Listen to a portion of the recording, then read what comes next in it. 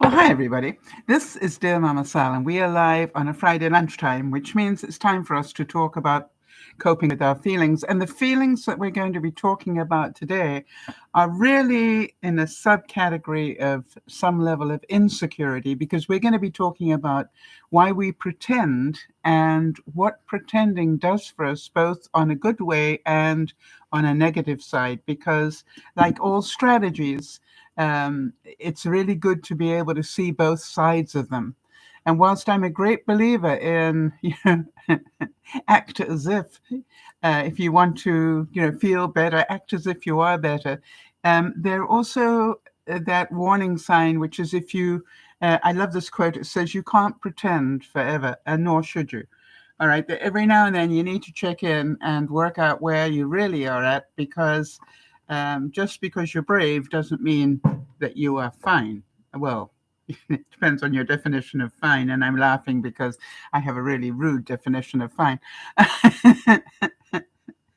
All right, so today, for those of you who are new to the program, just so you know, Dear Mama Sal is a group of people who get together, and we do it 3 times a week: on Friday lunchtime, Pacific time. And then again on Friday lunchtime, we talk about coping with feelings. Then Friday evenings, we talk about living our life on a budget, called Coping with Life. And we do cooking type things, how to make very tasty and varied meals with very little money. And then what we do on a Sunday afternoon is talk about coping with stress, because we all have it. And pretending that we don't is not healthy. And so the whole thing, I called this particular broadcast, "Are You a Duck?" For good reason. Because I think so often what we do is we look like a duck. And if you think about it, a duck, if you see it from the water up, is very calm. And yet, in reality, if you look below the water, it is paddling away like mad just to stay afloat. And I think some of you know that feeling. Some of you know that feeling of paddling like mad just to stay afloat. And maybe some of you are paddling like that right now. But the rest of the world sees you as just fine. And what I want us all to do is to hear this broadcast today. And as we go through it, just understand that it's okay to pretend that you are fine, as long as you are checking in to make sure where you're really at. I was waiting a little bit here to see if Jeannie popped in, but just I wanted to, before we go too much further, just make sure that we mention that Jeannie was in an accident this week. Luckily, she was parked at the time, and some woman reversed into her, if I understand it correctly. And the reason she did is because apparently, when she reversed, the automatic bell that goes off with her camera didn't go off. In other words, she didn't check her mirrors at all. She just expected that her navigation system would let her know that there was nobody behind her. So just a heads up, please, everybody who's got one of those cameras, if you're lucky enough to have one of those cameras, don't trust it, all right? Always make sure you look. It is there as a backup, not as a primary, as far as I'm concerned. And what I wanted to do was to talk about how, if any of you have ever been in an accident, it becomes a traumatic event. And by the way, hello there to Jody. For those of you who don't know, Jody is our admin and looks after me and everybody else on a very regular basis. So thank you, Jody, for being here. Always appreciate it. So I wanted to talk a little bit about trauma to start with, because I'm pretty sure you have all had trauma. Hi, Jeannie, just in time. I was just talking about your accident. And the fact, Jeannie, that whether you were injured or not, and I'm just going to get to the point where you weren't injured, but how the fact that somebody hit you will have put you into some level of trauma. And I just want to talk about trauma.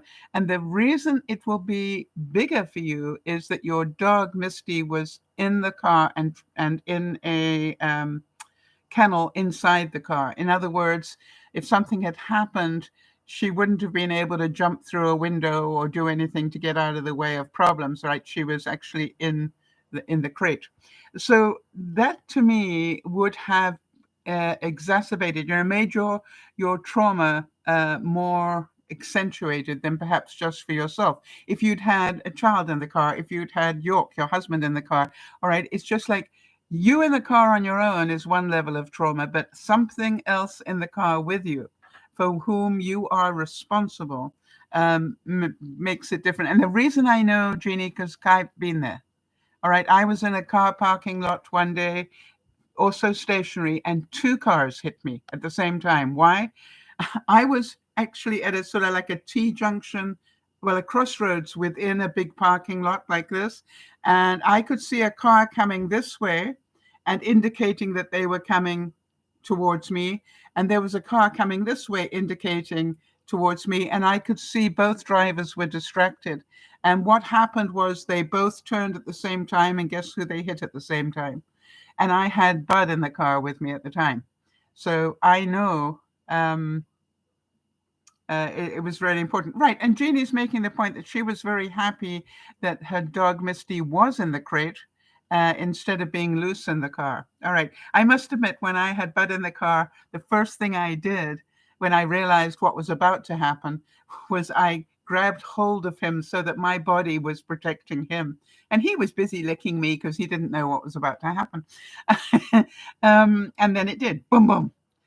And, one of the things that I always remember, Jeannie, before I go into the trauma discussion, was I got out of the car because I wanted to show them that I wasn't necessarily hurt.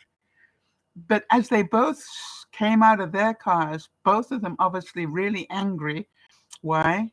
Because they hadn't meant to do it, right? But, they had, and they were both angry at each other. And I just said, stop. Both of you, stop.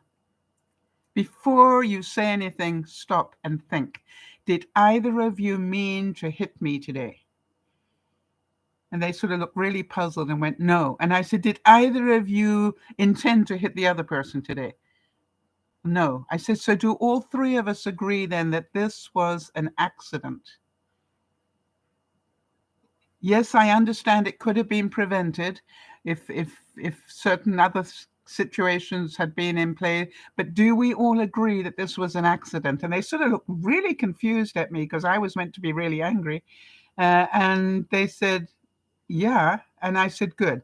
Then let's deal with it from that place, not from one of anger or frustration or blame or whatever. This is an accident. Let's get our papers out. Let's exchange the information and let's get on with our lives. And that's what we did. So, Jeannie, I want to talk a little bit about trauma, and I wonder if you went into any following the accident. And I just wanted to revisit it in words so that, you could sort of check through. And any of you, it doesn't matter what you've been traumatized by. It could be an accident, it could be disrespect, it could be illness, it could be whatever. You know what I mean? Trauma is a very interesting thing in my book. I've certainly had my fair share of it. And so I'm just going to read you the words, and if any of it sort of relates, then let's talk about it a bit. To recognize that you've been through a distressing or frightening experience. Number one thing is to recognize that you've been through one, all right? Accept that you will not feel your normal self for a period of time. How long? As long as it takes to process everything through, is my answer to that. Remind yourself daily that you are managing, all right? It's like layers of the onion, right? What will happen is that trauma, whether it's an impact of a car or impact of words or impact of whatever, will release other things from your past. And if you understand that, then you understand why it gets to be sometimes the reaction is bigger than the thing you're looking at. Yeah, Jeannie's saying, yes, I felt really shaken up, but calmed quickly and exchanged insurance information with the lady driver. Yes, exactly. But, what I want you to understand, Jeannie, is this can keep playing for probably a couple of weeks. And that's why I want you just to make sure You probably remember this from the fire, all right? You sort of were in survival mode, but every now and then it wasn't as good as you were pretending it was. All right. One of the things that they say is remind yourself daily that you are managing. Not try not to get angry or frustrated with yourself. If you're not able to do things as well or as efficiently as normal, Jody, that was an issue that you were talking about, that you found that every now and then you get that replay of I used to be able to do so much and why can't I anymore? And I'm pretty certain that comes at the same time as you're having tests done and stuff like that, right? You understand? It's like the whole thing sort of regurgitates, sort of comes back at you. And if you can understand that with trauma, then you're ahead of the game. Try not to overuse alcohol or drugs. I'm not suggesting anybody is using them. I want to tell you, when I had that trauma happen to me last week, the one thing I was really grateful for was I didn't go for a cigarette, because I realized that that was probably the closest, more so than the fire. That was the closest I got to saying, I think I'm going to get myself a pack of cigarettes here. I went, no, don't do it. Don't do it to yourself. Jody's saying, yes, the anger resurfaces when I'm stressed. I just want to make sure you all get that, all right? Then it says, gradually confront what is happening. Don't block it out. I call that, processing. And I really listen to the voices inside my head, because, and that makes me sound like I'm cuckoo, but your brain tries to bring back things to help you, and things that you need to look at. And I'm going to talk a bit about that. Try to, as far as possible, keep your normal routines. I knew that I was in trouble when I couldn't keep to my usual routines. All right.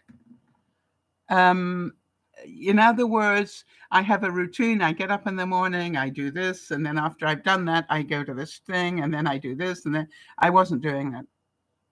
And for 48 hours, I was quite proud of myself when I actually went and had a shower. I don't know if any of you relate to that. It's like your brain goes into a different place. And therefore your usual routines just don't make any sense because you are in survival. All right, so Jeannie's saying, I don't smoke or drink. I felt angry at the woman that she relied on the sensor. Yes, I was talking about that when you popped in. All right, instead of her using her eyes. I agree, and that's why I was saying, if you any of you who have got one of those car cameras, make sure you use it as a backup, not as a primary.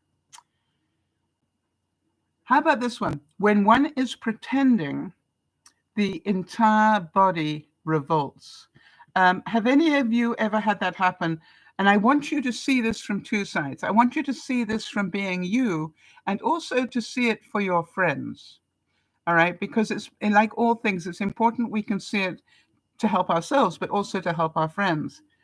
It is really important to understand this. All right? That when we pretend to be okay and we're still processing, the body is still feeling weird. And some of you know that feeling. And so don't say to somebody who's been through trauma, oh, don't worry, you're fine, because they're not. And Jeannie's saying it probably took me half a day to relax. I want to tell you, Jeannie, it'll probably take you a couple of weeks, because every now and then another one of those waves is going to hit you, because it will have, if you like, it jolted the what do you call it, the filing cabinet of your mind, and other things will pop out. You're going to find really weird things coming at you from inside your head, that that because you were at risk to your life, and so was Misty, even though it didn't happen, right? The fact that the perception is that you were at risk to your life, and that's why it was traumatic.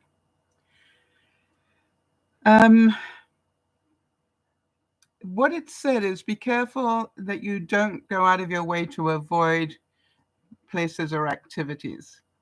And I have to tell you that I probably didn't want to talk to anybody face to face for quite a while. I didn't go out of my way not to do it. It just is my brain wasn't in that space. It was really weird. It says, Don't let trauma confine your life, but take your time to get back to normal. Yes, in other words, give yourself the time that it takes, if you possibly can. If you can get outside, that was one of my other benchmarks. Have I been outside to get my fresh air today? I think you all know I have a component of my day where I spend half an hour outside, playing in the garden or going for a walk or walking to the post box or whatever it is. But for half an hour every day, I try and get, at least once. Normally I do it twice a day. 2 half-hour segments where I just go out. I don't say I have to do exercise or whatever. I just go and do things. And it's amazing how that helps my mind. And so from that point of view, um, if you can, I knew I was in trouble because I wasn't doing that. As I said, I wasn't doing my usual routine. You will feel exhausted. So make sure, why? Because that fight or flight adrenaline rush will tire your body down. All right. So when that happens, make sure that you take time to rest. All right. It says make time for regular exercise. It helps cleanse your body and your mind of tension. I found it took me, as I said, a few days before I could even get outside and play in my garden, never mind do exercise. Help your family and friends to help you by telling them what you need. All right, now that's a really important thing that I knew. To get myself back into my routine, I needed to get some of the stuff out of my head. And what I did was I phoned a couple of my very close friends. When I say very close friends, they've known me for 30 years.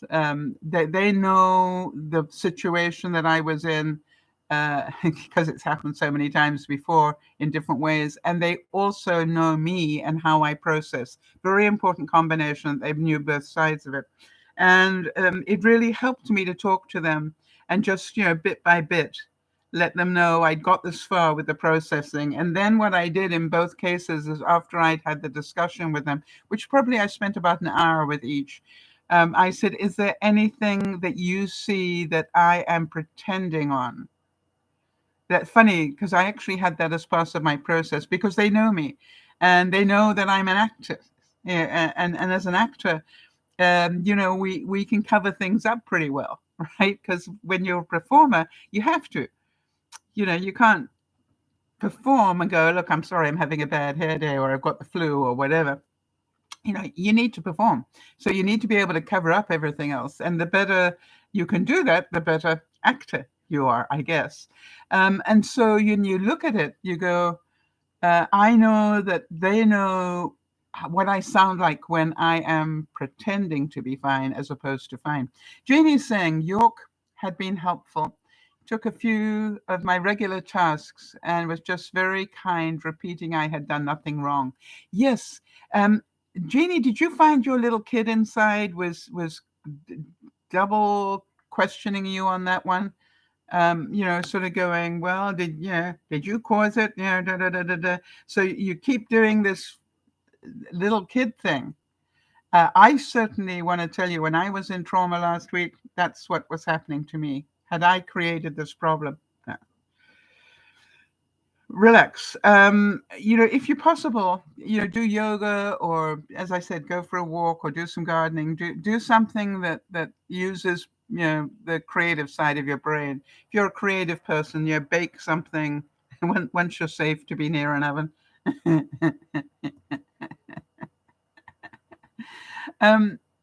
Jeannie's saying yes, although I know better. Yeah, Jeannie, I understand you know better, but what I want you to make sure is that you could hear the voice of the kid, all right? Because that is perfectly normal, all right? Because that's replaying a tape of your childhood where you were a bad girl, all right? And you didn't know it, or it's just like, it's so funny how these things come out of your left field when you go through trauma. These old tapes start to play. And it's good that you do know better, but it doesn't stop the fact that they still happen. And I want to make sure you acknowledge. And what I find is every one of those tapes that starts to play, I listen to it. I want to hear what it's worried about. And I could hear the little kid in me being terrified because I had done something wrong. And again, I also had to say, no, the difference is you actually said something, whereas when you were a kid, you didn't. Ah, excellent. Jeannie's saying, because we have been discussing things, I did very well. Well done. Well done. I'm proud of you. All right. Um, and how about the fact we live in a world of people pretending they're something they're not? What do you think? Especially now with YouTube and everything else, so many people pretending to be something that they really aren't. And it's one of the most difficult things, when people talk to me about YouTube, and I say, make sure whatever you decide to do, it's something that you can continue to do for 10 years or more. It's just like, yeah, anybody can pretend to be this, that, or the other, over the course of a year, maybe, but, to keep it up week after week after week after week, and stay consistent. You better be doing something you love, and that you don't have to pretend to do it, right? I always said that I would never do YouTube if I had to pretend to be fine all the time, because I didn't think that was going to help anybody. I wanted you to see my ups and downs. I wanted you to see that life hits me the same way as it hits everybody else. All right. Very important. And also I wanted to discuss with you all, how we cope with it. I think coping is a something that we all need help with. All right. Because we don't get given enough. The other thing it says, it's not a bad idea to write things down. And I also found that when I was initially very angry before the trauma part hit, um, I noticed I was angry, and I know that anger means that I probably haven't put down a boundary. Actually, not probably. When I get angry, it's because I haven't put down a boundary somewhere. I haven't told somebody, stop, enough.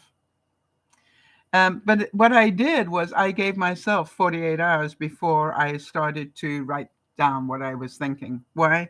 I learned a long time ago that talking from a place of high emotion is not a good thing for anybody, because you're likely to say things that you could regret down the line.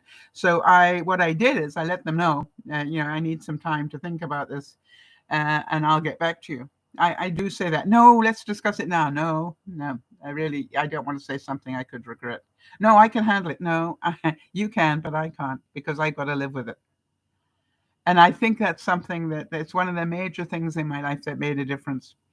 Um, when trauma brings up memories or feelings, try to confront them. I was amazed how many feelings and situations came into my mind from past trauma. And that wasn't pleasant. And that was part of the reason I was curled up on the couch for a while. But I know it happens. And now that I understand it, I can cope with it a lot better. All right.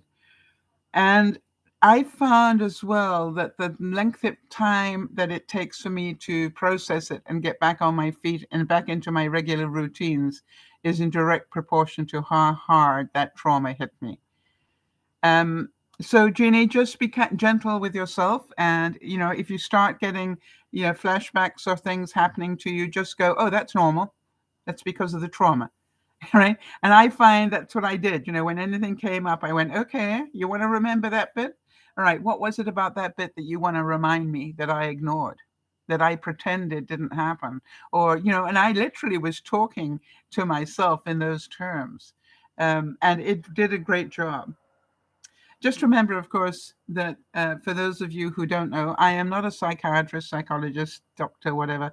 The information you hear comes from me as a human being who has lived a long time and experienced quite a bit. And I think it's really important that you understand that my conversations here are about things that I find works for me and hopefully will help other people. And if it does, I'm delighted. Um, it's really a difficult time for us all to go through trauma. I don't care who you are. All right, let me just read this so I can make sure I can repeat it.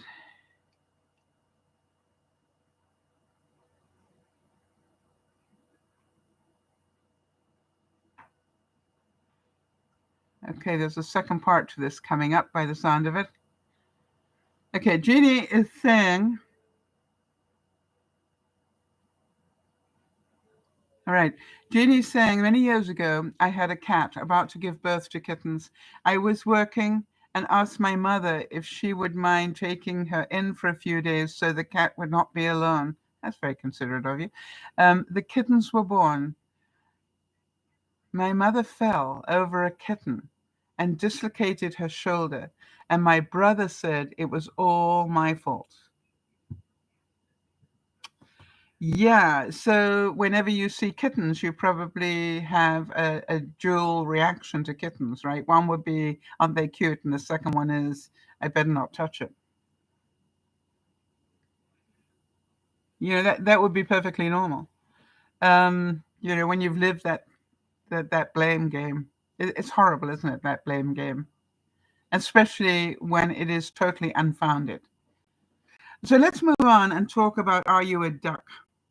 Um, there's a quote here that I thought we again, if the quotes help you bring something to the fore of your mind, feel free to discuss it if you choose to. All right, live without pretending, love without depending, listen without defending. That's a difficult one for a lot of people.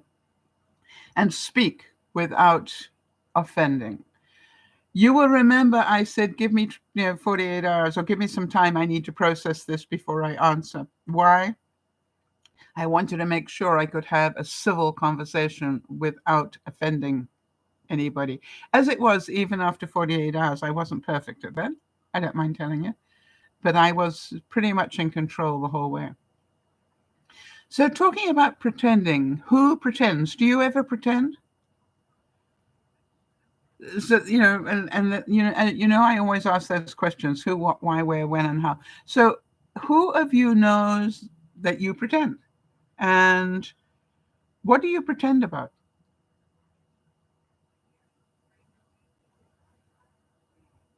What is it that you pretend? Is there one particular area that you pretend a lot? Because it's important to know that you're doing it and acknowledge it. Jeannie's saying, I pretend less each year. Yes, I think that's called wisdom, Jeannie. As we gain wisdom, we realize that who we are is fine. We don't have to pretend to like things we don't. And, isn't pretending, I said that the feeling that I believe creates pretending is insecurity to some degree. And Jody is agreeing that she is pretending less. So so think about this. And for those of you who are in the background there watching, also think about this. Under what circumstances do you pretend? And why? I know that I pretend to be better than I am when I'm not feeling well sometimes. I can always remember my mom, when she was in her final years, would pretend to be absolutely fine when my brother came to visit. If I went to, because I went to visit her sort of 6 weeks at a time, she was in another country. And I noticed that whenever my brother came to visit, she would pretend to be absolutely fine. And then as soon as he left, she would go back to being as sick as she was. And I said to her one time, why are you pretending to Jeffrey? Because he doesn't realize how sick you are. And therefore his reactions are not going to be as thoughtful because of that. And so, but I do believe that we all pretend. It's socially acceptable, right, to pretend that you like somebody who you don't. Maybe you get introduced to somebody, or you meet somebody that you really don't like, and you pretend that everything, hi, nice to meet you, good to see you again. When really what you want to say is up yours, and so I know I pretend. I'm not gonna pretend I don't. How about, oh, Jody's saying, if I pretend too often, my self-care suffers because I have glaucoma. Oh, no, hang on a second. I'm reading two at the same time. Sorry. All right. So Jody is saying, if I pretend too often, my self-care suffers because sometimes I'm not real with myself, concentrating on my limitations and health challenges. Yes, you pretend that you are not as sick as you actually are. Now, I understand why. And I also agree with you, that if you want uh, to live your life, part of your life will need to be lived with the understanding, act as if I am well, all right, as far as I can, even if it's for 5 minutes, right, Jody? Because you need to do that in your life. What would, if I were well, what would I be doing now? And, you might take you all day to do what you used to do in an hour, but you can still do it that way. So you need to be able to have that ability to overcome reality for a short period of time. And yes, in a way that is pretending, isn't it? Jeannie's saying, I recently found out from the eye doctor that is looking to see if I have glaucoma. I pretended a bit, but realized it doesn't help. Yes, well done, Jeannie. Um, we can pretend that we are not in need of things when actually we are. I found that technical things are not as easy for me as they were. All right. And so I find more often when I'm talking to technical people and they're saying, do this, do this, do this. And I'm going, whoa, whoa, hang on a second. I just need you to know I'm 75. Even though I may sound like I know what I'm doing, it's just like I need a technician to do that stuff because it's too stressful for me now.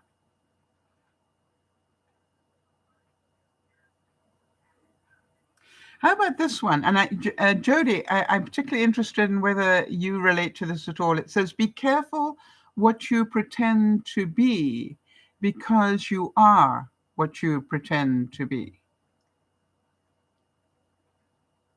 So do you find, and that's my question, do you find that when you are pretending you are okay, that you get more done? And the question is, could you be overdoing it? I'm not trying to give you an excuse not to do things, but the balance is the key. Absolutely. Um, so we pretend to feel well when we're sick. We pretend we're not angry or scared.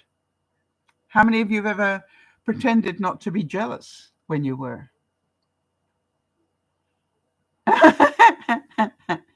Okay, Jeannie's saying, why are you pretending to be 75 when you're actually 74? That's a very good observation, Jeannie. I think because I'm in my 75th year. I'm a couple of months away from being 75. So, and it's around, to me, I know it's not a round figure, 74 is the round figure. But to me, it's sort of like I'm in that group. All right. I'm not just 70, I'm much closer to 75. So I'm inclined to think in terms of 5-year spans, apparently. So it's a good question. Don't think that's pretending, that's lying. And thank you for bringing that up. So do you understand about what I'm saying about being a duck? Where we look like we're absolutely fine above water, but underneath we're scrabbling to keep afloat and to move forward.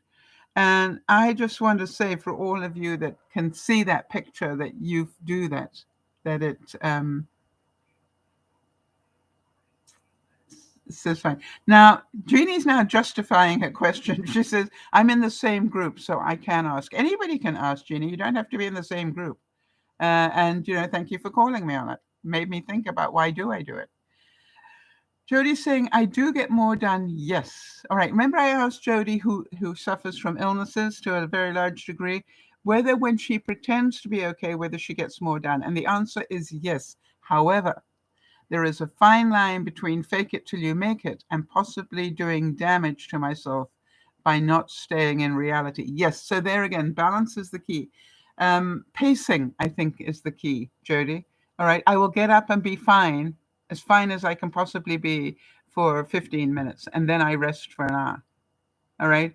I found when I had what I now believe I really did have COVID, that I had to do things in very small amounts. But the only thing I was capable of doing is actually giving myself some food as long as I didn't have to cook it.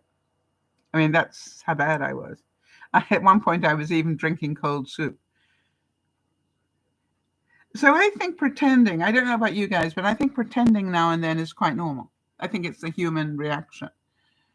I think a lot of us pretend when we go to a doctor. And that can work against us, obviously, if we pretend to be fine. I think instead of putting makeup on to go to the doctor, we should all go to the doctor without makeup on.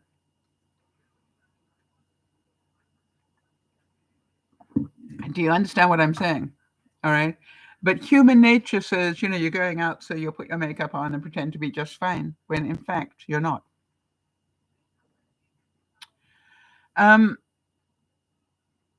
I found that if I'm pretending things, that's the time I need to talk to what I call my safe friends. And what is a safe friend? If I think a safe friend is somebody who knows you really, really well. Hopefully you've all got at least one person in there who accepts you, warts and all. All right. And someone who supports you no matter what. In other words, I don't mean that they always agree with me, but I know that those people have my best interests at heart. So I can tell them stuff and they are not going to judge me on it. They're just going to feel and hear the pain. And then they will know, because of their experience with me, they know how to help me out of that pain. Yeah, Jody's saying, I remember you calling me on that makeup at the doctor stuff. Yes. Jody, I think a lot of us do it, all right? Or somebody's coming to visit. How many of you, even though you're not feeling well? Jody, you went out to go and visit family and friends. I am sure you pretended quite a bit and that you worked really hard to be the better version of the real you for good reason. And the question I have, Jody, what was that reason? That's the question. Why did you feel the need to pretend? And it's an important one because that is what this discussion is about. Jeannie's saying you mentioned facing physical probe. Jeannie's saying I called my principal care physician to have a consult with orthopedic associates. I was told I must wait 10 days. After I told them I was in pain, I'm waiting for the next bit to come in. Yeah, so if you just say you want to see them, this is their reaction. But when you actually tell them you are in pain, I found there's something even more important than just I am in pain. I always say I'm in pain and my present scale is about 8 out of 10. I'm at a stage where I can't take it up much more. Or I will actually add that to it so they know how important this is to me. All right, so I want to talk about this again, which is make sure you listen to what is going on in your head, right? When you are trying to process this stuff, any stuff, listen to what's going on in your head because it's vital. Ask yourself, why are you pretending? Do you want to pretend to be stronger than you are? Do you want to hide your fear? Do you want to hide your anger? Or do you want to hide your frustration? You see, pretending is hiding something. Yeah, Jody's saying, sure, I pretended. I didn't want to bring down the other family members. We rarely are able to see each other, and I did not want them to remember our visit with me looking so tired and not feeling well. So you actually, Jody, don't run with this in the wrong way. But do you agree that you didn't want to show them the reality? She's saying, I considered it focusing on the positive. Yes, this is as good as I can look. But you understand that, are you really helping them understand how sick you are? That's the question. Because if you are, every time they see you, you are perfectly made up and not in pain, or at least you're pretending you're not, you understand it's selling them a lie in some ways. Now, I'm not saying it's wrong. I'm saying just make sure you're in reality. Because remember that quote, be careful what you pretend to be because you are what you pretend to be. That's how they see your reality. So if you then tell them you are this sick, they go, well, I saw her last week and she looked fine. Jody's saying, I didn't want them to see the reality.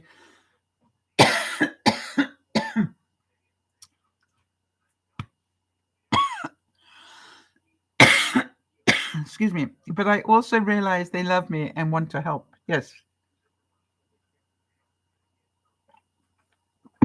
So think about that.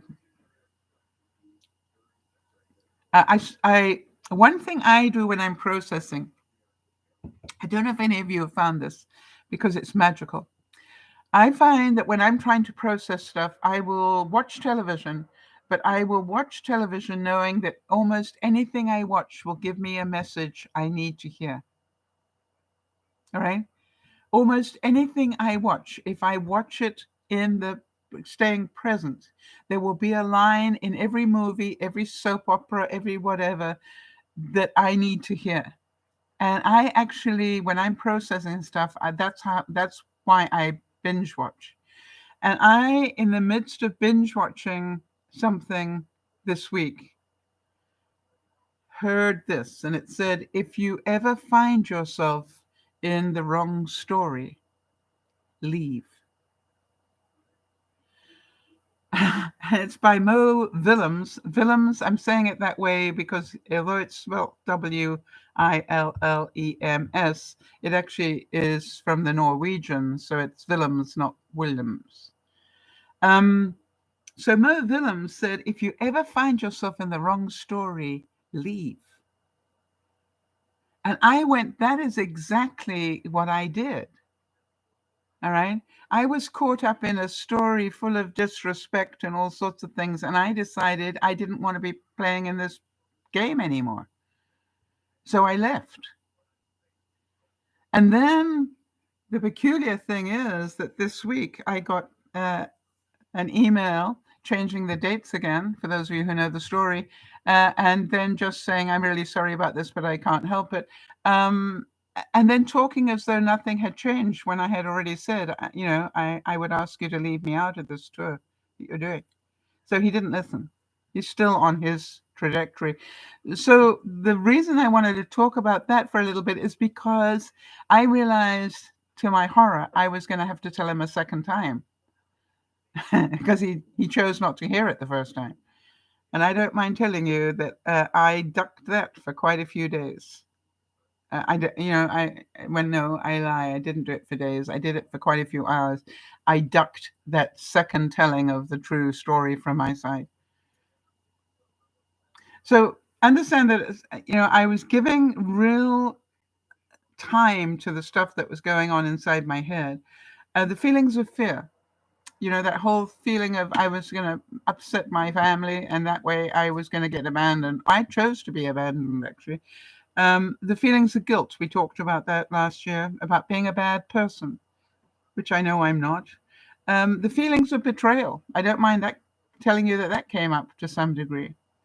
And of course, they kept coming back to me in my head because I'd opened up the filing cabinet. So there were other, bits of that betrayal file that came at me. And it was literally like peeling away layers of the onion. And I know that each time I do it, I get healthier, but it's just like it really is painful stuff to do. And I would like to say that even though I might have looked and sounded fine to people, deep down I was a duck. All right. I was sounding great. And I even, was at the stage where I got makeup back on and stuff. So I was looking okay. But what my mind was doing is something else again. And I talk about be aware of what you duck. In other words, be aware of what you put aside rather than deal with. And that's not an easy discussion either. I realized that my request had been ignored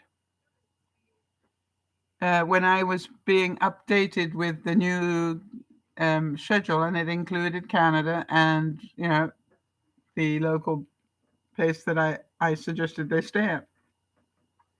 So when I saw that, I don't mind telling you, some of the trauma came back. It's like I've been I've been ignored again, not listening, and therefore, because of that, some of the feelings of trauma came back as well.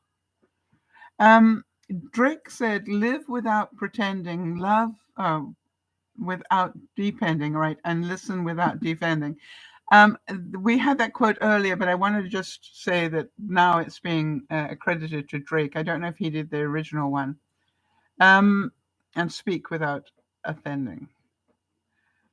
So when we look at these,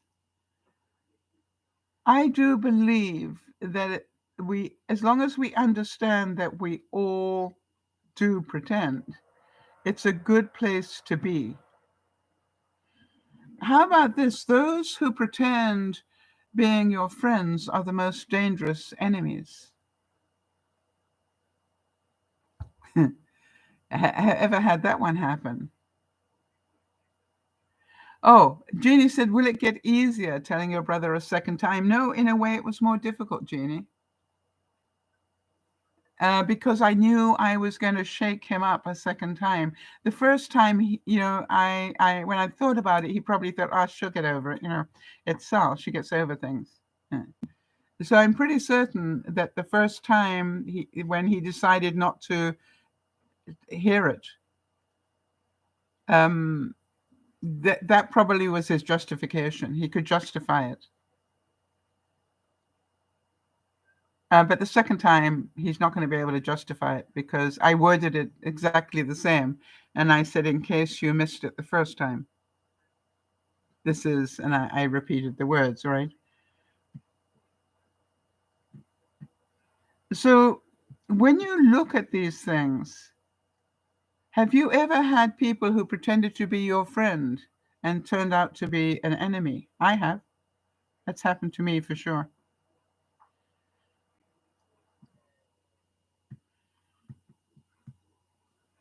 So when I look at life, it is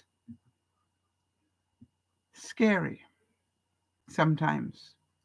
I wanted to ask you, how many of you pretend to be happy?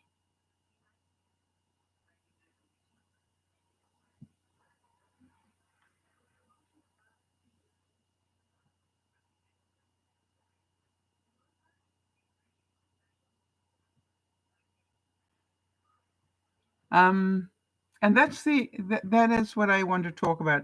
So I've got some questions for you, and this is not wow. Jeannie's saying, "I'm so proud of you for being strong."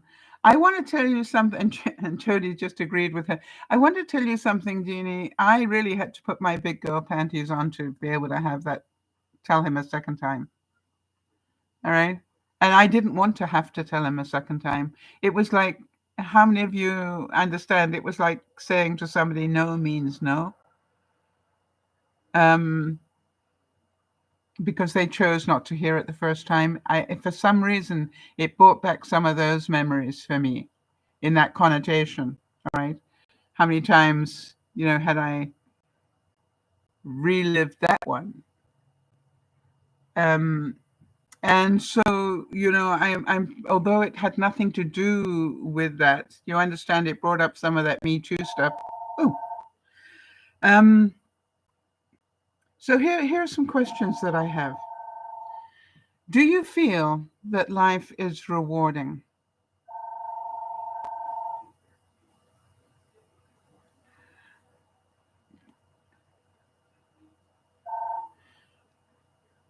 All right. Do you feel that life is rewarding? And how many of you are going, the phone's ringing, Sal? Yeah, I know. I chose not to answer it. Um, All right. So Jody's saying, in terms of the fact that I needed to say it a second time, it would have made me angry, to be honest, to have to say it a second time. Yes, it did. It re-traumatized me. I don't mind telling you, but this time I just, I processed it again very as quickly as I could, and then I just went. I just need to put my big girl pants on and not worry about the betrayal and the disrespect and all those things, and just tell him again. And yes, I know I'm going to get judged for it, but yes, Jody's saying I feel life is rewarding. Okay, so if you feel that, Jody, give yourself a point. All right. Um, I would say that if you feel that life is rewarding, you're probably pretty happy. All right. And if you don't feel that your life is rewarding, I would, as usual, ask yourself, what do you need to do to make it rewarding? Or are you going to carry on through your life saying, my life's not rewarding? I definitely can feel there's a gap in my life there, Jody, and those of you who know me well. I spent my life, working and contributing to things and achieving things and so forth. And I found now that I've retired, my life is not as rewarding for me as it used to be. And I realize that that's a component I need to look at if I want to maintain happiness and health. There's a quote here that says, the hardest thing in life is pretending you don't need someone when you need them the most. Wow, that hurts, doesn't it?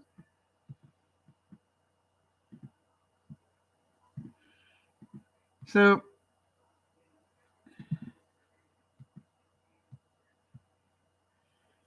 let's do the next question. And again, if it brings up anything for you, then let's talk about it. Can you see the good in you and in others? Can you see both sides? I would say, can you also see the the negatives in you as well as the negatives in others? Have you got that level of compassion? Yep. And Jody's saying, yep, I can see both sides. And if you can see both sides, the chances are you're a happy person. I'm not saying 100% all of the time, but overall, if you can say yes to that, then you have got yet another bonus point for being able to see both sides. And if you can see the good in you as well as in them, if you can see the flaws in you as well as them and own them, then you are probably a lot happier than someone who is constantly judging and comparing. How many of you can remember when you lived your life in judgment of others?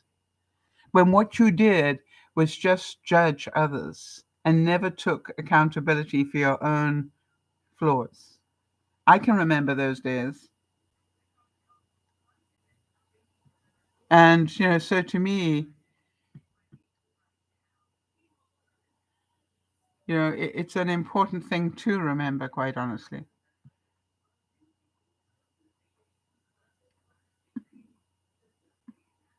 All right. So, are you optimistic about the future? What do you think? Do you feel optimistic about the future? And if so, give yourself a point. And if you don't feel optimistic about the future, then ask yourself why not? What is it about the future that you don't feel optimistic about? And I when I sort of was doing the framework for this, I started to think, what if I were in Mariupol, in the Ukraine, on that steel plant, surrounded by Russian soldiers? Do you think that you'd be optimistic about the future? And yet they must be to some degree, all right, because they're still alive. They're still hoping that they will be rescued. And they know that if they're not, their future is starvation or death due to lack of medical treatment for some of them, or being assassinated by the Russians. I think it must be very difficult to be optimistic. And even if they were released and saved, some of them, they'd be scarred for life. How can they not be scarred for life? So sometimes the situation we're in makes it impossible for us to see a positive outcome. And yet I am certain that some of them are still in that mindset because that's what keeping them alive. If you think about it, that is alone what is keeping them alive.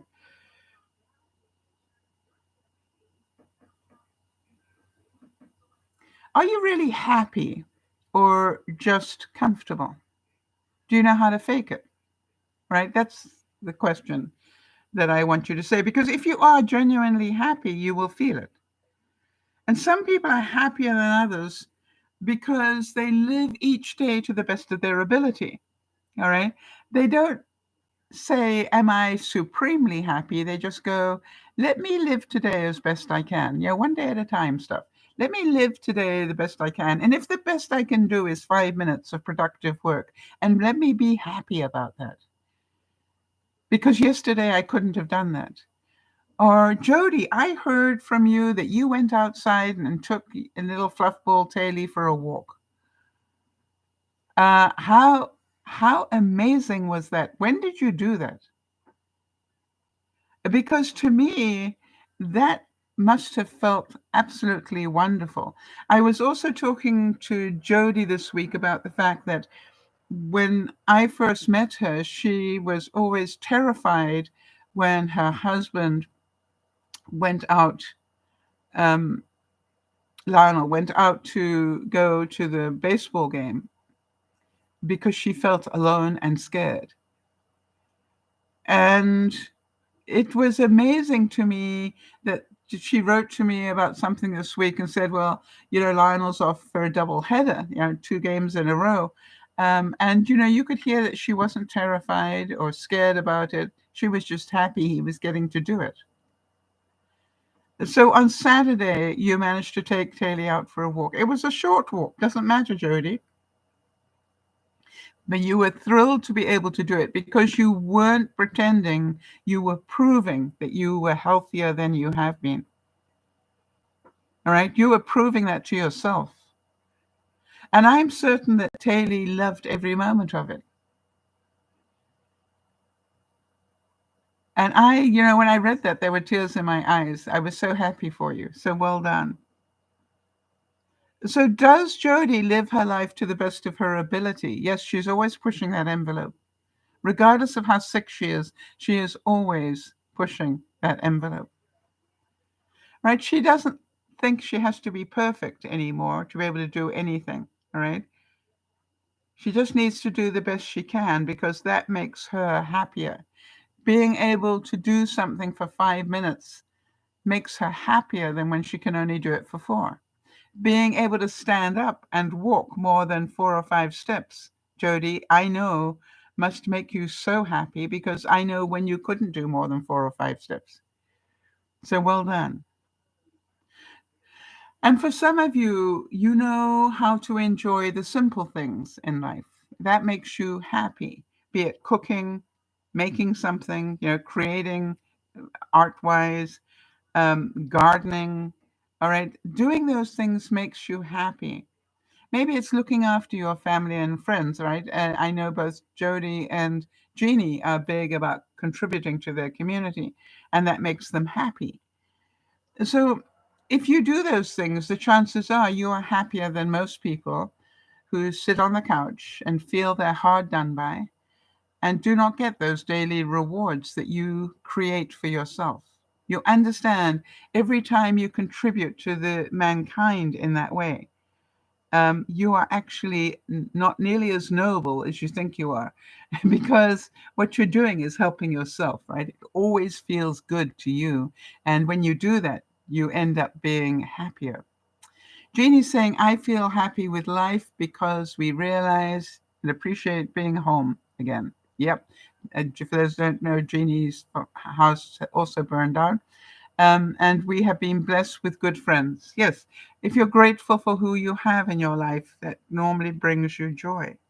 And that's the other thing. Did you make time this week for things that bring you joy?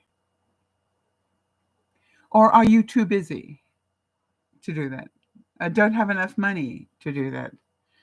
Whatever excuses you use, because if you make time and spend the money on you rather than others, you will find that you will be a happier person. And I really, really do recommend that.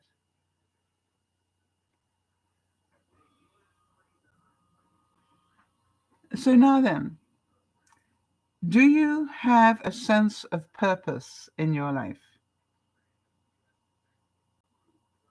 Right? Do you feel that in some way there is something you are driven to do? And you probably will know you've got a sense of purpose if you keep trying not to do it and life keeps bringing you back to doing it.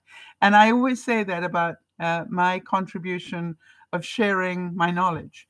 I can tell you that many times I have stopped sharing it for whatever reason, and then found another way to make sure that I shared it. And it was just like, here I am again.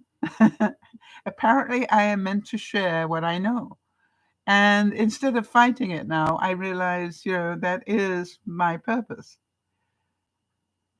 So, any of you that makes a difference in somebody else's life, all right, regardless of what's going on in yours, if you take the time to make other people happy, to listen to them when nobody else will, um, when you do those things and help other people be happy or to learn more or whatever. Maybe you do it through volunteer activities. Maybe you do it through your church. Some of you do that through church. Or maybe it's a club that you're a member of.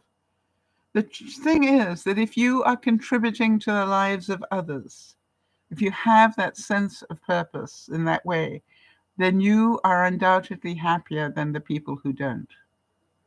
Give yourself another point. Now, then, this one is interesting. Do you have a lot of energy? I'd have to say at the moment, no. Um, because if you are, then you obviously are happy, right? If you have a lot of energy, you get up in the morning and go, okay, fine, let me get it. You're not constantly trying to push yourself, right? Get off the couch now, Sal. It's time to get on with your day.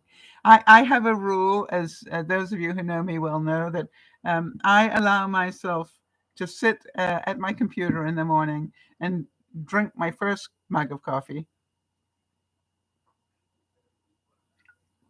which is what I call my wake up mug. And then I go and fill it up, and then I have my, okay, now it's time to be productive mug. But I can go back to the computer and do research or plan something or, you know, create something on the computer.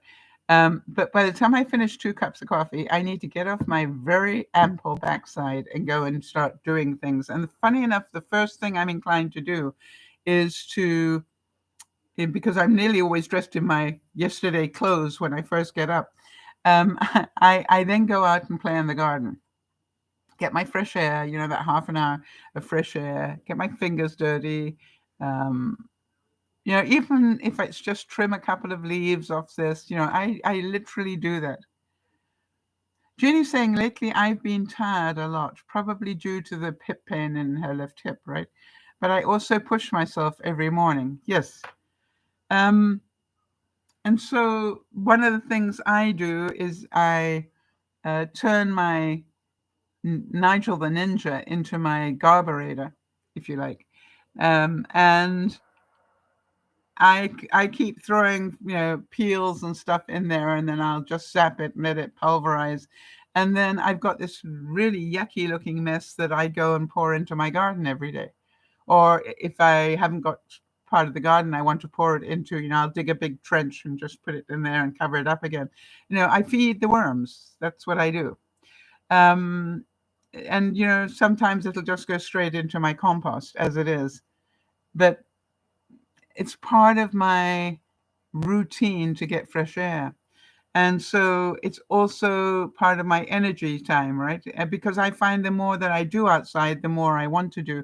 And whilst I start off not wanting to do very much, by the time I've fed the worms, and then I want to just quickly have a chat with my seedlings and see how they're doing, and does anybody need water, And then I, will take the secateurs and go and cut a couple of leaves that I don't want. I've got a big laurel bush that's driving me insane at the moment. I'm trying to get that sort of looking prettier.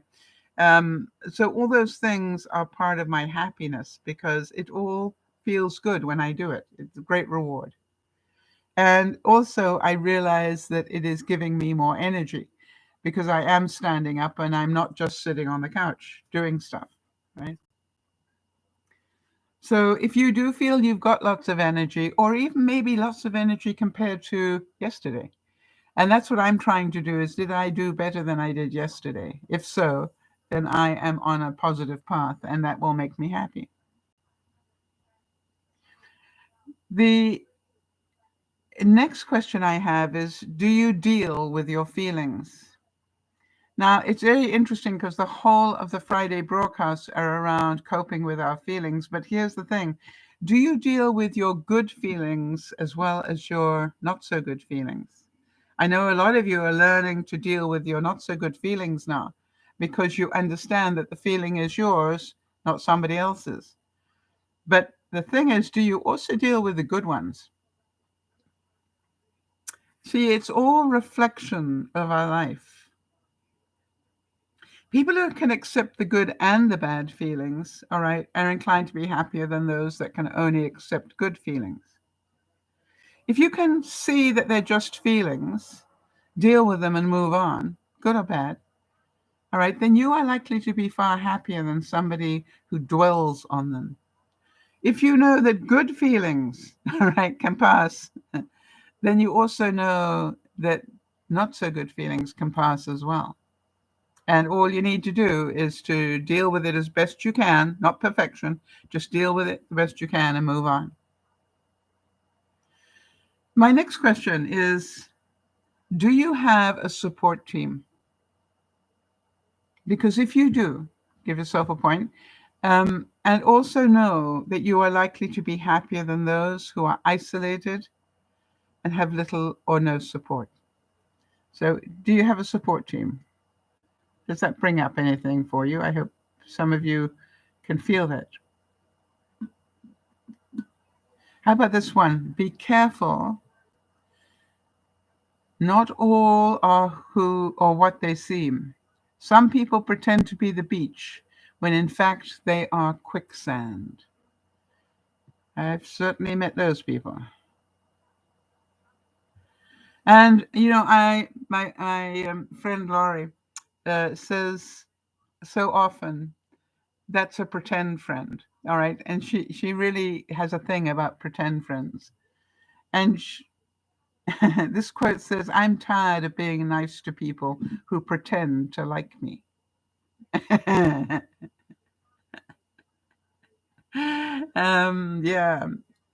and we've all done it, right? And so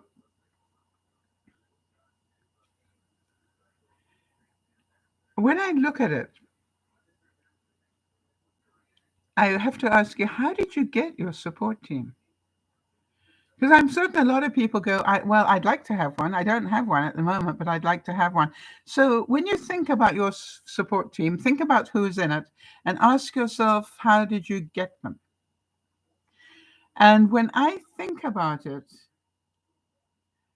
my top support team people, and some of them are in real life and some of them are through DearMamaSal. But you know something, when I think about it, the reason that I got them was because I started off supporting them. When I thought about it, and I did, and I looked at who I've got and I went, how did you get them as one of a major support?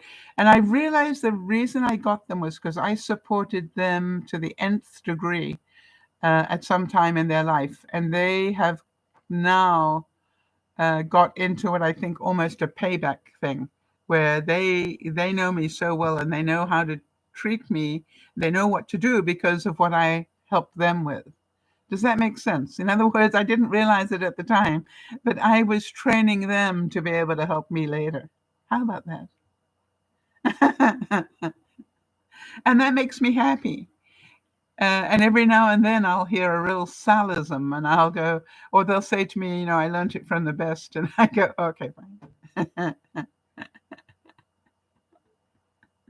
So what about you guys? When you think about your support team, is that the same? Do the people that you trust most to support you, are they people that you supported at some time in your life and now they support you in return? Because I want to make sure that people who don't know how to get a support team, when they realize that it's not about, it is about them. Are you supporting other people? Do what you most need, right? If you need support, support other people. This is a Navajo proverb, and I want you to listen up on this one because it's not easy on the first take. You need to think about it a little. You cannot wake a person who is pretending to be asleep. You cannot wake a person who is pretending to be asleep. Isn't that true? And if I can remember at one stage in my life, I'm thinking way back into, I was probably 7 or 8, I was pretending to be asleep because my sister had been nasty to me. And the way I dealt with it was to pretend to be asleep. And it didn't matter what she did, I stayed asleep. Why? Because you cannot wake a person who is pretending to be asleep.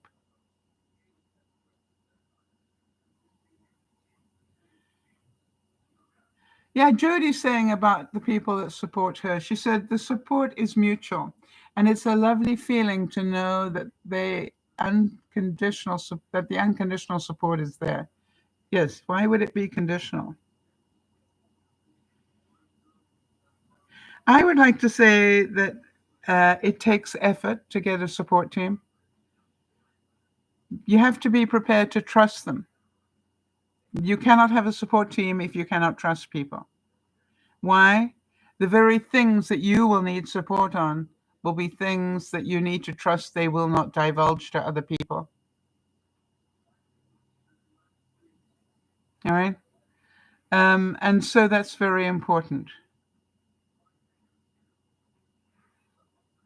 Interesting. Jody's saying it doesn't mean that support equates to being heard, what I want to hear. Yes, even it's better when it's what I need to hear. That, as you know, is one of my things with when I'm talking to my support team, Jody, and she's saying, I value the honesty so very much. Yes, the 2x4, right? I do that with my support team is I will, talk to them, tell them what's going on. I'll let them ask the questions they want to ask. And of course, the questions they ask me are to pull out other feelings that I've got because I taught them that. And then at the end, I will always say, okay, now you've been listening to a lot of blah, blah, blah, blah, going on. What do I need to hear? In other words, what is the message I was sending or covering up that you can see? And I love that. Yeah, Jody knows that one of the things I value most about my very close friends is the fact that they are brutally honest with me because I have been brutally honest with them. And I appreciate it, all right? As do they. Do you agree that to get a support group of people around you, um, you will need to take risks? All right? You will need to take risks because trusting people is a risk if you have no reason in your life to trust people.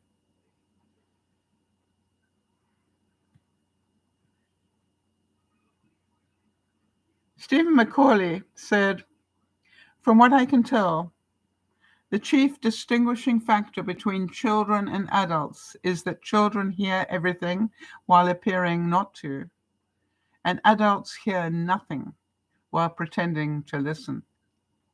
Boy, was that a quote that rang true for me this week.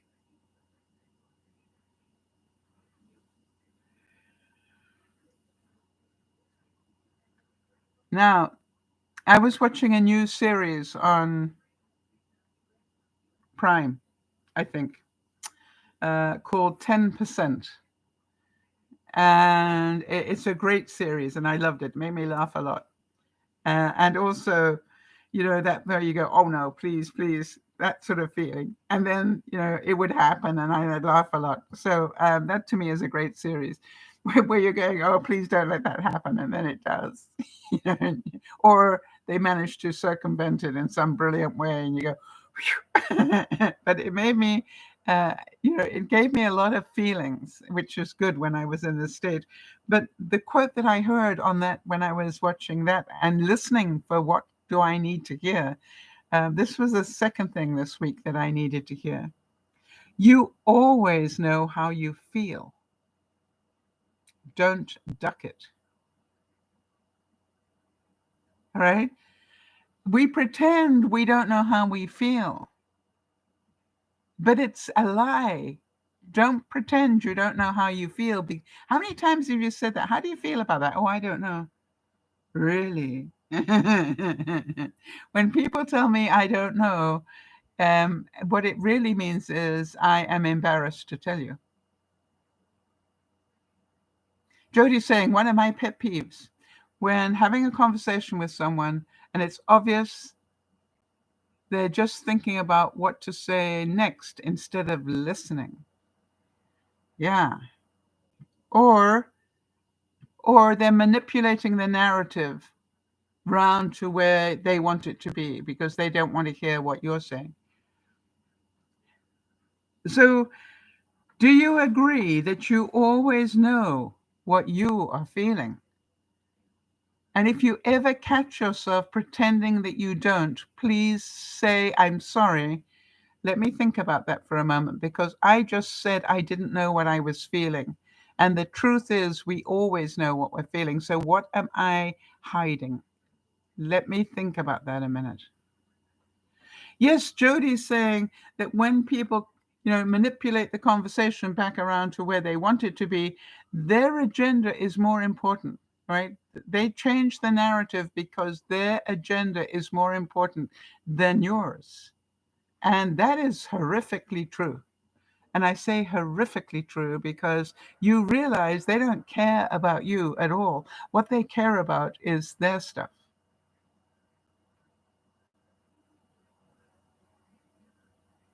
I thought this was a nice quote. It says, you have to pretend that your life is a financial pleasure, even when your autograph is being bounced.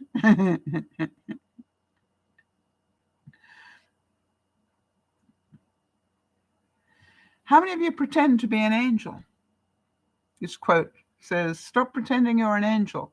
Everybody makes mistakes. How many times have you heard me say to people, who compliment me heavily on my attitude or whatever, I'm going, oh, you caught me on a good day because you haven't met the other one.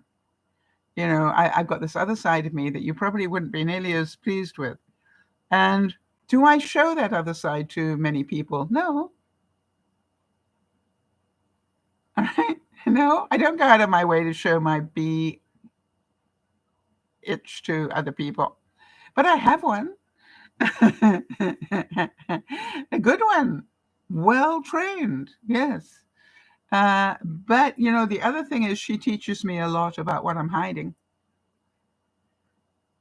Yes, Jody's saying, here's an example of it. She's going, someone asking you how you are, so they can turn and you in turn will ask them how they are.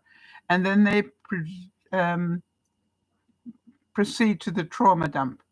Yeah, I want to tell you that is so important. I heard once that if you are in a conversation with somebody and you are taking up more than a couple of minutes, then you are not having a conversation. Interesting. I try and remember that when I'm on a call. All right, this is not a broadcast. This is a call. So I need to be aware of both sides here. How about this one, though? How many of you can relate to this? Pretending to be happy when you're in pain is just an example of how strong you are as a person.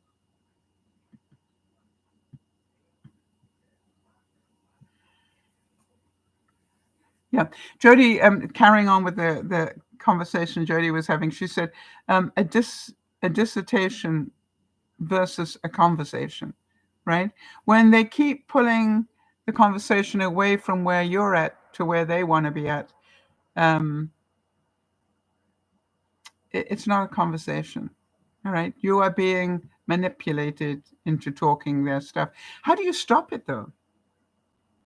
When somebody's doing that all the time, do you have the ability to say, I notice you keep bringing the conversation back to this subject. Is it because you're really not interested in my side of the story? Right? You need to call it. Yeah, Jody's saying setting the boundary. Yeah, I've done that quite a bit. By the way, I've been guilty of it, haven't you? Have you been guilty of changing the narrative back to where you want it to be? I have. So every now and then I have to remind myself, shut up. You don't need to be right. Just hear them out. Hear what it is they have to say. And if you can't do that, rewatch A Wonderful Life in the Neighborhood. All right, the story of Mr. Rogers, because it blew me away when I watched that movie.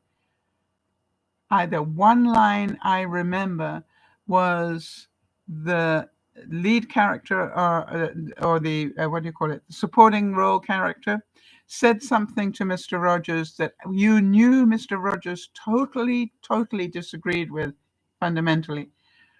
And when Mr. Rogers heard the whole of the narrative, even encouraged him to talk more about it, and then at the end of it, instead of fighting it or causing more trauma, he just said, that's an interesting perspective.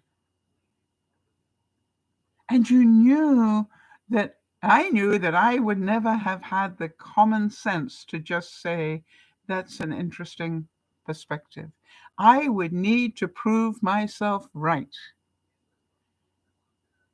And the difference was the reason he was such a happy man, and he was, both in his private life and in his public life. He was an authentic person in that. And the reason was because he could hear people and always made their views something he was interested in. And maybe we all would be happier people if we could learn that skill. Whether we could learn to actually be consciously listening to somebody else and to cover up our constant need to have the last word or our constant need to prove them wrong. What if it's just their opinion? And if you are a friend, then you will hear them out. Tell me more about that. I find that interesting. Tell me more about that. Even if you totally disagree with it, you may learn something.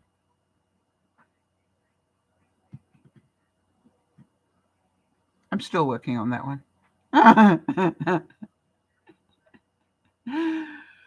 It's not that I pretend to believe it. I do believe it. I just, have a lot of trouble keeping my mouth shut, as you know. So that one is a big, I'm still working on that one. It's a work in progress. Wow. And look at this quote. How many of you can relate to this one? The best way to not get your heart broken is to pretend that you don't have one. Ever been there? I'm not going to let people see I care, because if I do, they will hurt me. So I'll pretend that I don't.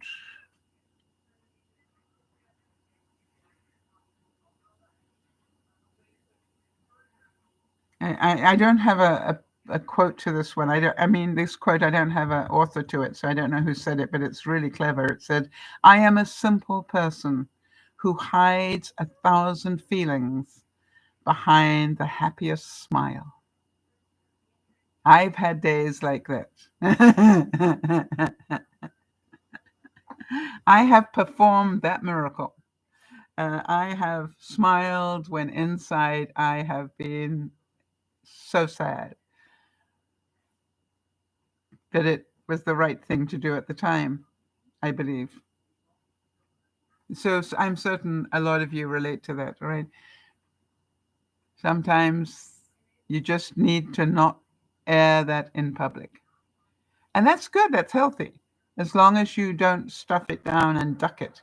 As long as you can see that it's okay to do it in this situation, but don't duck it.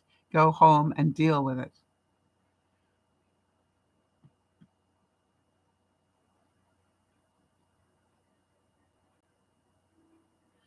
All right. I like this quote. It says, sometimes I pretend to be normal, but it gets boring. So I go back to being me. How many of you pretend to be normal when really you're not? You never wanted to be normal, did you? And what is normal? I'm going to I'm going to tell the story again because it's so important. The reason they don't put a lid on a lobster basket is as soon as one lobster is brave enough and intelligent enough to climb up the inside of the basket to get to freedom, the other lobsters will drag him down. All right? And that's what happens in life. How many of you have wanted to just be who you are, but society brought you back to being normal? And I want you to think about that. And, and if it has happened to you, why do you allow that to happen? Because it's less painful, was probably the answer.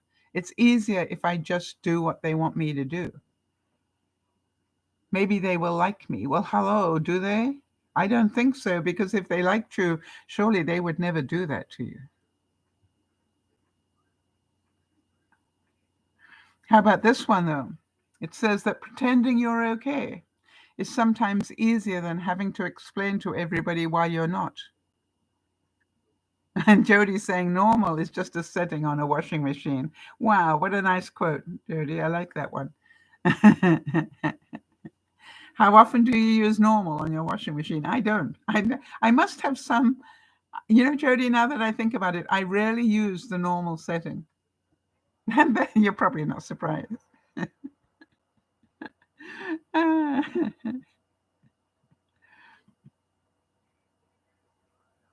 How about this? We understand how dangerous a mask can be. Because when we're pretending, right, we're wearing a mask, right? We all become what we pretend to be. And Jody's saying she rarely uses normal on her washing machine as well. Yeah, I'm not surprised, Jody. None of my clothes are normal. So, did you all understand my comment about whenever I'm trying to process, I will watch movies to hear what I need to hear? You will be amazed how many great lines there are in movies that you probably would miss if you don't watch them in the present. All right? If you're not aware of the one line that you need to hear.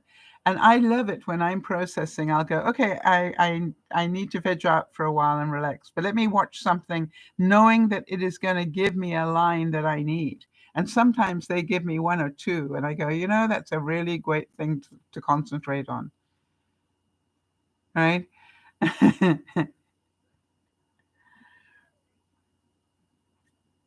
How about this? I am me. I don't pretend to be like anyone else. I don't want to be like everyone else. And I will not change who I am just to fit in. Yes, Jeannie. Jeannie's saying it's brave to stand up alone for your beliefs, but also difficult. Yes, very difficult. And to have to do it twice in 2 weeks I don't recommend it, but when you have to repeat yourself because they didn't get it the first time, they chose to ignore it the first time. I don't know why. The second time it was just like, have I got to do this again? Didn't I already have this in writing so it couldn't be misunderstood? And then I went, oh, I forgot. It doesn't fit in with their vision of what needs to happen. That's why they ignored it. They need me to change my mind so they can have do what they plan to do. And I'm going, no.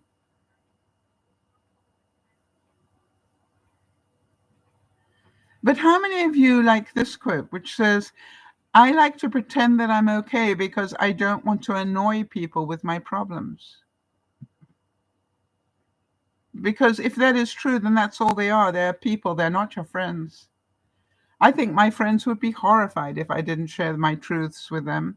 If I wasn't able to say, I am so angry about this. And they go, okay, I would be too. Oh, by the way, why are you angry? Because, they realize the reason they're angry about it may not be the same reason as I am angry about it. So when you guys heard the story about, what happened, the reason you reacted might not have been the same reasons that I did, because you don't have my experience. But, you reacted. I was amazed when I was talking to one of my friends, how quickly they said, I wouldn't put up with that.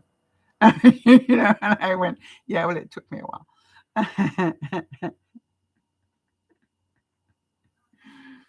And how about this? It is so much more interesting to embrace who you really are rather than waste energy pretending to be somebody else.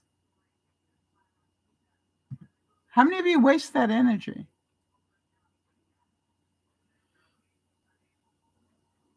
Right? And one of the reasons I realized I had to take that stand was because I didn't want to pretend that I liked what had gone on. I didn't want to pretend that I was happy with it, because I wasn't.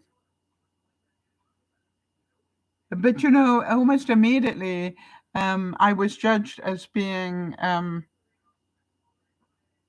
bad sister or whatever. It was like the judgments came in almost immediately, when in fact that wasn't true.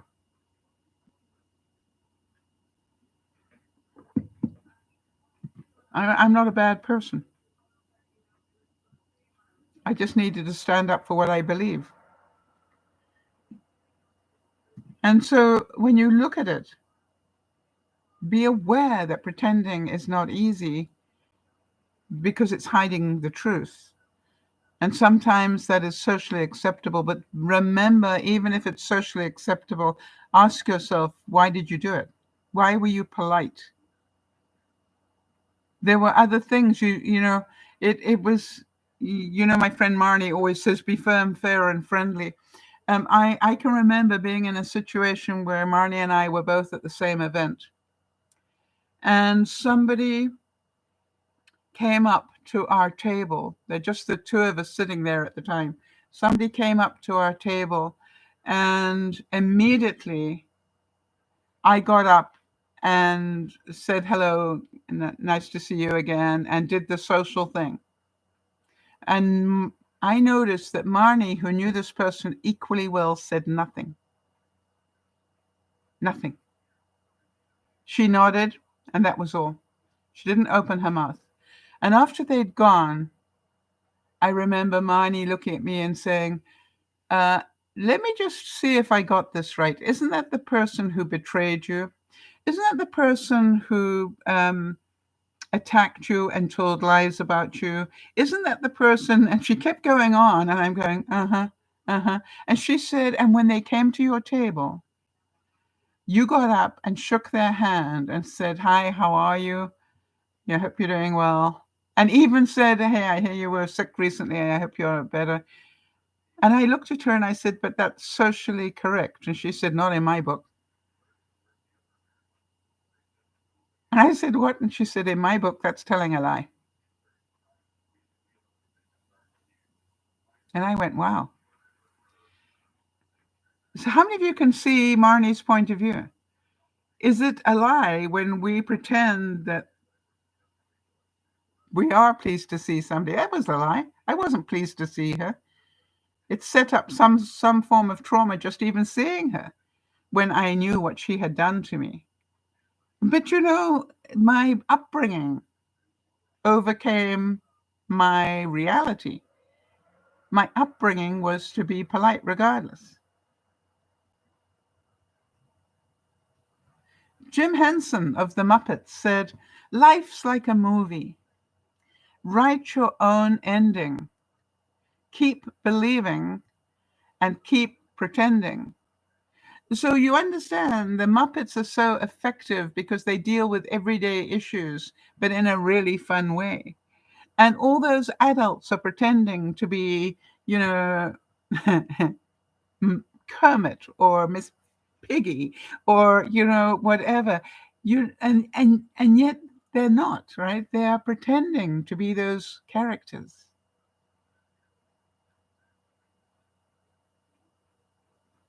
Yeah, interesting. Jodie's picking up on that comment that I made. She said, it's a lie, but socially acceptable. The socially acceptable thing to do is it's what's ingrained in us to be polite. But, can you see Marnie's point of view? And by the way, Marnie is one of the most polite people you'll ever meet. And by the way, the reason Marnie chose not to even acknowledge her existence in that moment was the whole thing that they attacked me on, and the whole thing that happened was because I protected Marnie. You understand? It was a bit like at the beginning I was saying Jeannie's trauma would have been more because Misty was in the car. Misty, her dog, was in the car. You see, when it relates to not just you, but somebody else, Marnie was upset not just for herself, but for me as well, because I had protected her. And this person was pretending to like me when they, in fact, put knives in me in a very big way. How many of you can relate to this quote? Because when I read this one, part of me really resonated with it. It said, the worst kind of pain is when you're smiling just to stop the tears from falling. The worst kind of pain is when you're smiling just to stop the tears from falling. Do any of you almost want to cry hearing that?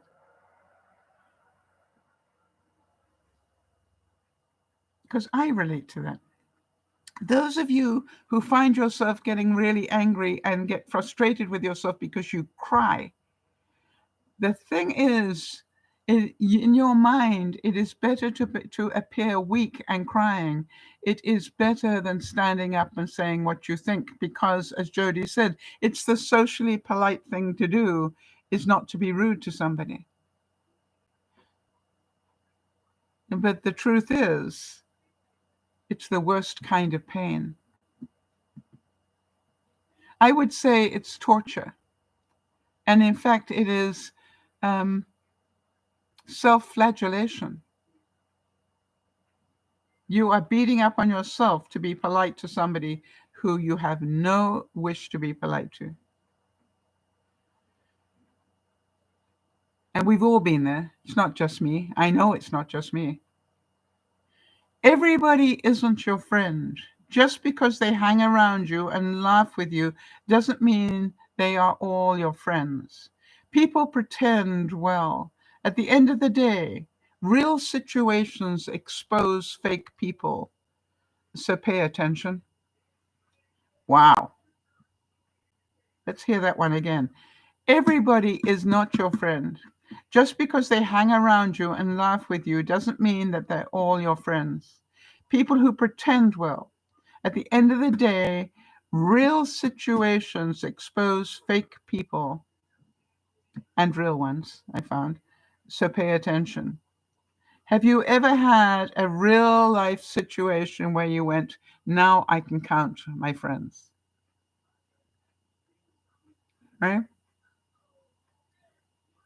And if you remember when my fire happened, a neighbor across the road that I had not even said hello to, because I had never seen them, to introduce myself, that was the neighbor who came out with a blanket to wrap me so I would be warm.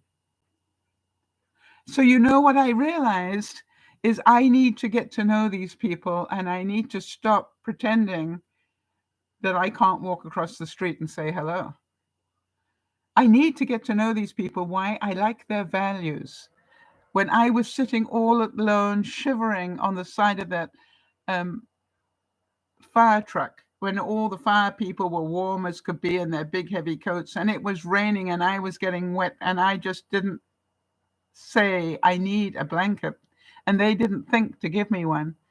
But my neighbor saw me, the neighbor who had never met me. And I asked her later, what made you give your blanket to somebody you've never met? And she said, but you're such a nice person. I said, how do you know that? And she said, everything you do. How do you know what I do? I watch. And I'm going, I'm being spied upon and I don't even know it. You are just a nice person. And I went, thank you. You must be to recognize that. And I've always treated her the same way.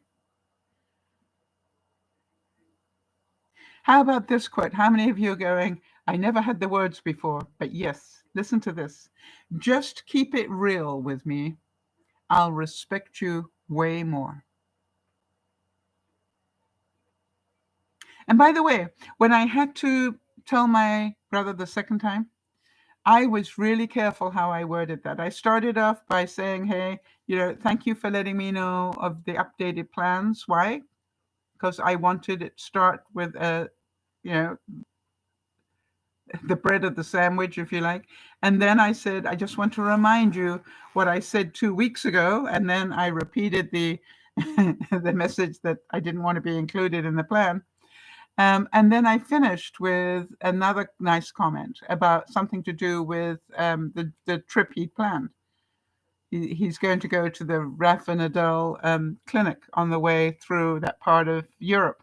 And I said, you must be so looking forward to that. And then I discussed the young Spaniard who did so well at the Miami Open, won that one, and then also won the Barcelona um, Open. And, he's 18 years old. So why? Because my brother likes tennis. So that's something that would appeal to him.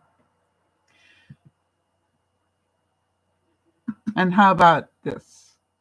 It only hurts when you start pretending that it doesn't. I realized that the reason that I got so angry about what was going on was because I kept pretending it was okay and it wasn't. I have to now look at myself and go, why didn't I open my mouth a lot sooner? And the answer was that whole thing Jodi's saying. It was socially unacceptable. It was their trip. How dare I throw a spanner in the works? And, the truth was I ended up getting abused at some level because of it. And I felt it.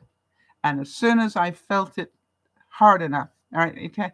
And some of you know this story, right? You know something's not right, and then you don't do anything about it, and then it starts to get worse, and you still don't do anything about it. And then eventually, by the time you do something about it, it is explosive almost, and people are confused by that.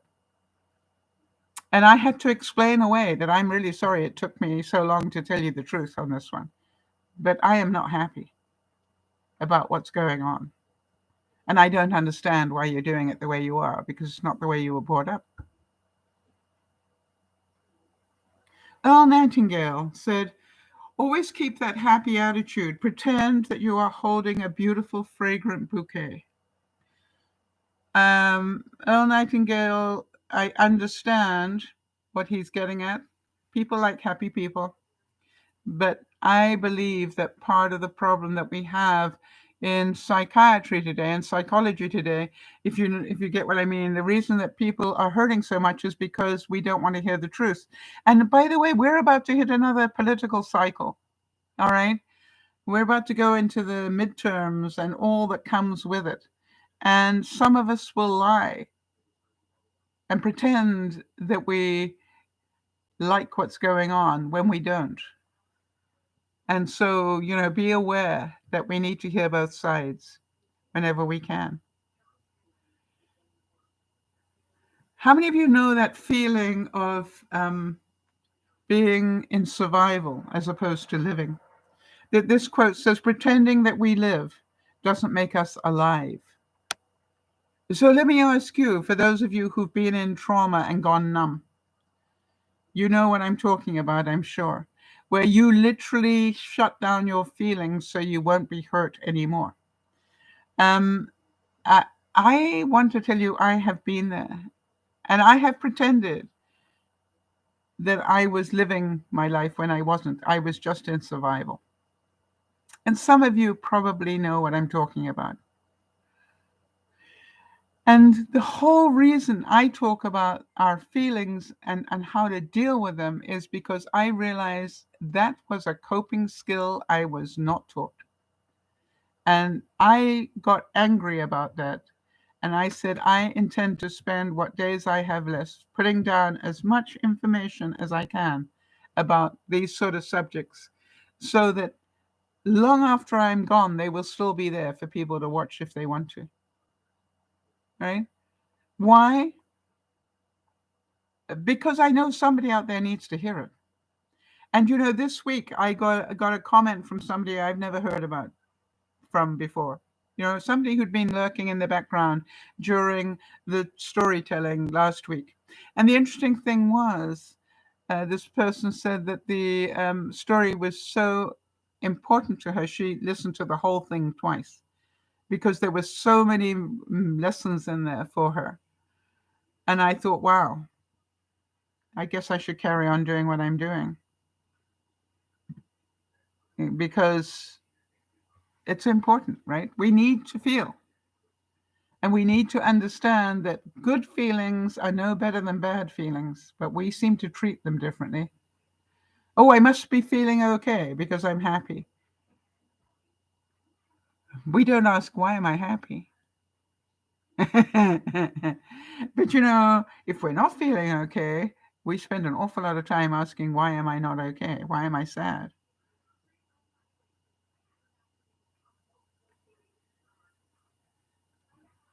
So, you look at it and you go, I think that dealing with our feelings is a lifelong journey.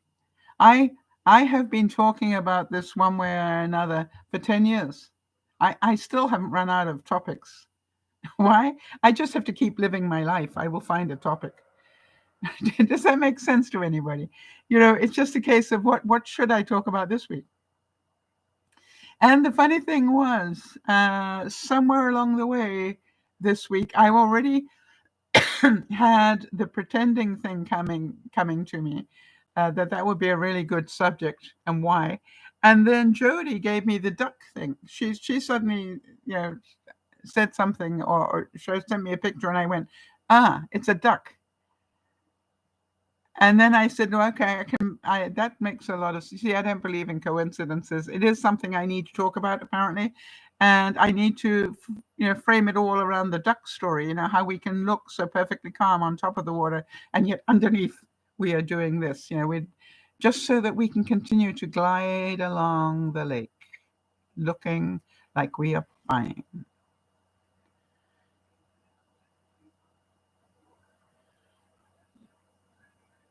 One of the biggest flaws of people are pretending to be blind to their own mistakes, but do not pretend deaf towards the mistakes of others. How many of you are so quick at judging others, but very slow in judging yourself? And one of the things you hear me say time and time again is, oh, I can relate to that. I have done that, when it's not a good thing. Because I keep asking myself, am I just pretending that I'm a good person? Or can I own the fact that I have had these thoughts and feelings? Because if I can own them, then they don't control me. I know I'm not a perfect person. I know that some days you just don't want to meet me. And as some people know, a good idea not to have any intelligent conversation with me until I've got it through my first cup of coffee, preferably the second. Because otherwise you might hear a truth you don't want to hear. My social well-being, if you like, my social politeness only kicks in after the second cup. Understanding the past requires pretending that you don't know the present. It requires feeling its own pressure on your pulses without any ex post facto illumination. Well, that's a lot, right? In other words, it's like I know that the trauma I felt was way and above what happened because what it did is it triggered the other stuff to come out as well. And when you can understand that, and that's why the processing of it all is so important. Because if you can realize, as I was saying with Jeannie, that accident wouldn't just have triggered trauma because of the accident, but it would have brought back probably feelings about the fire and other times when she was unsafe. And that would be quite normal. And when you can understand that and know that it's going to come in waves, then, life is a lot more intelligent, I think.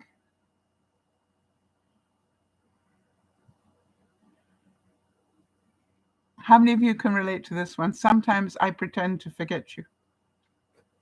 Such an itchy nose. Sometimes I pretend to forget you. Oh, here's one as well. Have you ever pretended to forget you were meant to do something? Like visit somebody. Did you ever miss an appointment because you clean forgot about it? How is that possible? And I've had it happen to me where I'm going, how is that possible? How could I forget that appointment? And I realized it wasn't that important to me.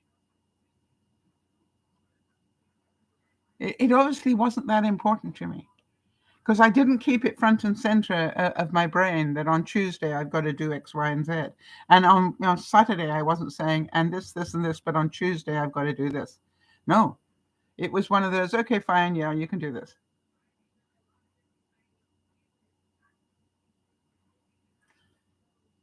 So be aware of those moments as well. And make sure you ask yourself, why did I not remember? Why was I pretending that I don't have a brain when I do?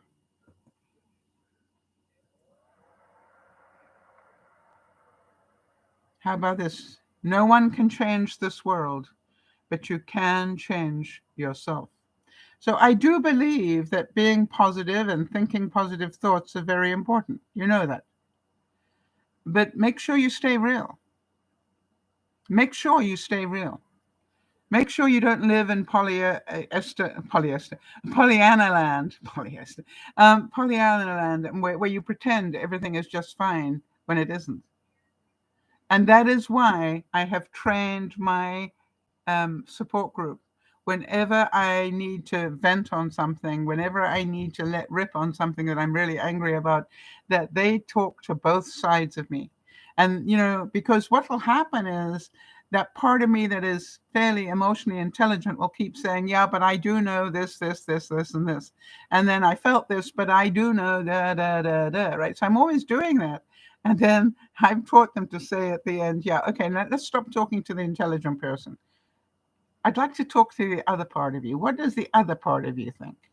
And boy, do they regret that sometimes. Because what comes out of my mouth is amazing. And I normally end up in tears. Why?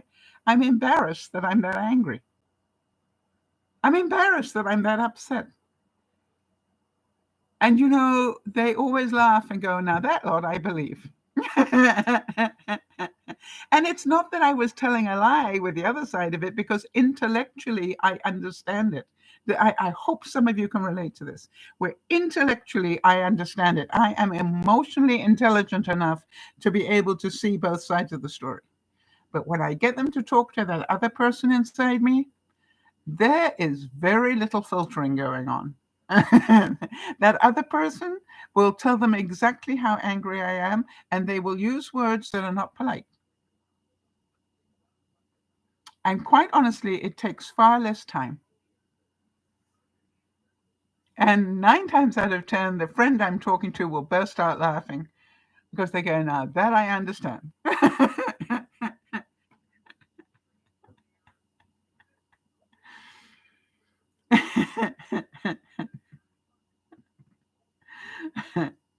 And I'm hoping that some of you do as well. And how many of you can live with this one, which is, I'm not as okay as I pretend to be?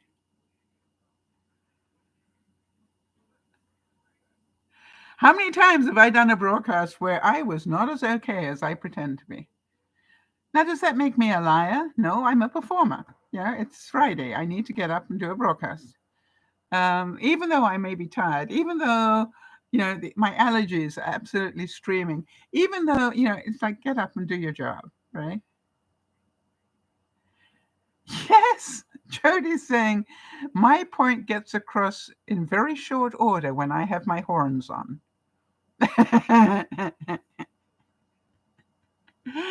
And what I found is when you have to talk to somebody and you're about to say stuff that they might not like, I'm inclined to say, I'd like you not to run with this. In other words, there's a 2x4 coming, or I'm going to tell a truth you're not going to like, but please don't run away from me. Yeah, I've done that many times. Be careful who you pretend to be. You might forget who you are. You see, just because I tell my truth doesn't make me a nasty person, does it? Just because I've got the courage to tell the truth, does that make me a nasty person? I don't think so. You might feel it because it doesn't fit in with your narrative, but it doesn't make me a nasty person. How about this quote? If you relate to it, take a deep breath. There is no room for me in your world. It's time I stopped pretending. But nothing hurts me more than a friendship when it's ending.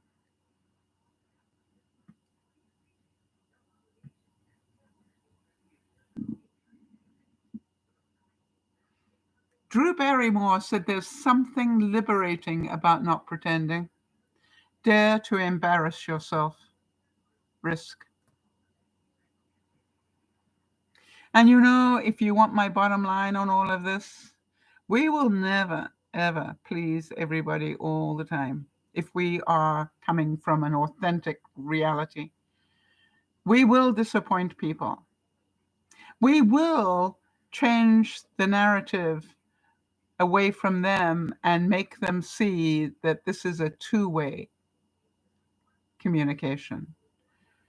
And they will get angry because they got called on their stuff. And the bottom line is, duck it. This is Dear Mama Sal saying, thank you for being here. I hope this made some sense to some of you. And I hope you can understand that we pretend most of the time to cover up the things we think are not socially acceptable to people. We're ill, we're angry, we're whatever. But the real healing comes when we can tell the truth. Make sure you have those people in your life that you can tell the truth to. This is Dear Mama Sal saying thank you so much for being here and hearing me out. We'll catch you tonight. We're doing mac and cheese. Jody, thanks for being the admin, and the rest of you who are all there, thank you for listening. If you've enjoyed the broadcast, please leave notes below. Make sure you give it a thumbs up because apparently that helps. And make sure you leave a comment as to what helped. This is Dear Mama Sal saying thank you so much. Bye-bye for now.